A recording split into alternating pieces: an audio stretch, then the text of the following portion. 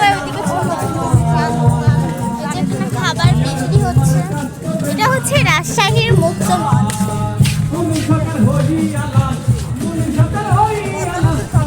এটা হচ্ছে পদ্মা নদীর পাশে, তো আমরা মেইনলি পদ্মা নদী দেখার জন্যই আসলাম।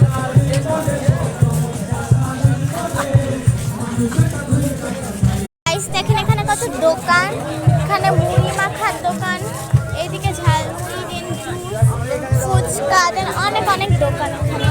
আমার এসে তো অনেক ভালো লাগতেছে। এখানে সবাই দান করতেছিল, মানে এখন যারা হচ্ছে অনেক এলাকা ডুবে যাচ্ছে, তো ওই মানুষদের জন্য মানুষ দান করতেছে। আমিও 50 টাকা দিলাম।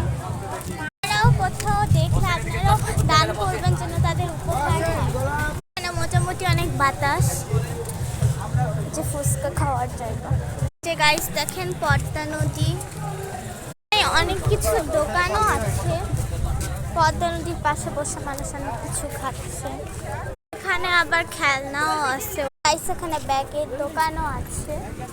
যে দেখেন আজকে আকাশটা অনেক সুন্দর। এই যে পদ্মা নদী গাইস, দেখেন আপনারা চাইলে নামতে পারেন। সরি গাইস, এটা পদ্মা নদী না, একটু মজা করলাম গাইস। এখানে দেখার কিছুই নাই। এই যে দেখেন দেখেন পানি চলে আসার জন্য আমরা আর ওইদিকে যেতে পারতেছি না। এখন আবার চলে যাচ্ছি। তো এভরিওয়ান, আমরা এখন টি বাঁধে পৌঁছে গিয়েছি।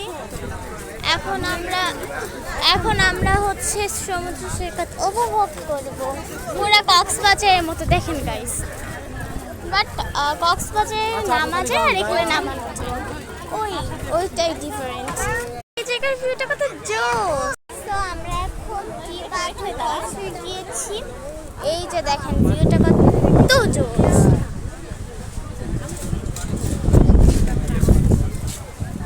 ওইদিকেও আছে বাট ভিড় অনেক, বাট এইদিকে জায়গা অনেক কম দেখে ভালো ছবি আসতেছে না,